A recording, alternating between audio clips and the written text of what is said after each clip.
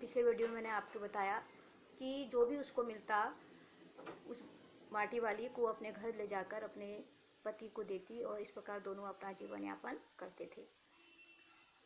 तो एक दिन उसको कुछ रोटियां मिली और उसके पास कुछ पैसे थे और उसने उससे प्याज खरीदा और उसने सोचा कि घर जाकर अपने पति को सब्जी और रोटी दूंगी और अपने पति को वह रोटियां और सब्जी परोस देगी। लेकिन जब वह घर पहुंची तो रोटियों की अब उसे कोई ज़रूरत नहीं रह गई थी। उसके पैरों की आहट सुनकर हमेशा की तरह उस दिन वह चौंका नहीं, और क्योंकि जो उसका पति था वह मर चुका था, उसकी मृत्यु हो चुकी थी। तो जब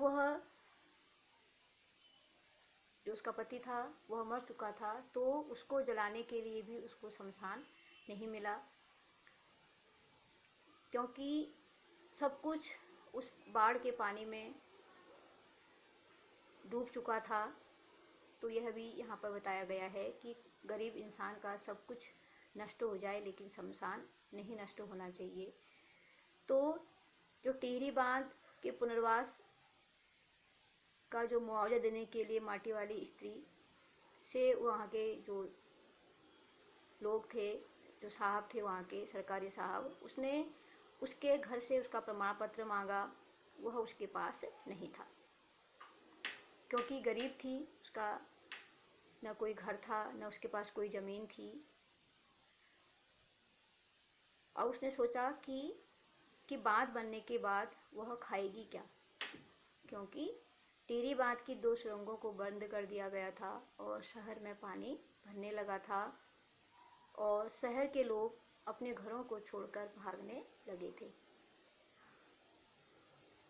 माटी वाली अपनी झोपड़ी के बाहर बैठी रही और वह बात कर रही थी, गरीब आदमी का शमशान नहीं उजड़ना चाहिए।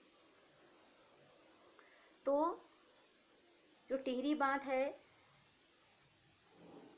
उसके कारण वहाँ के जो भी शमशान घाट थे वह भी डूब गए थे।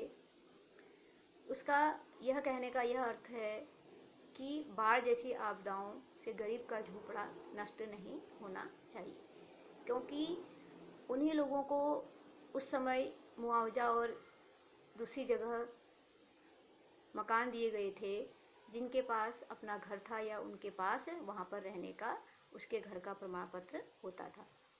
तो लेकिन जो माटी वाली थी उसके पास ऐसा कुछ नहीं था, इसलिए वो कहती है कि गरीब आदमी का शमशान नहीं उजड़ना चाहिए।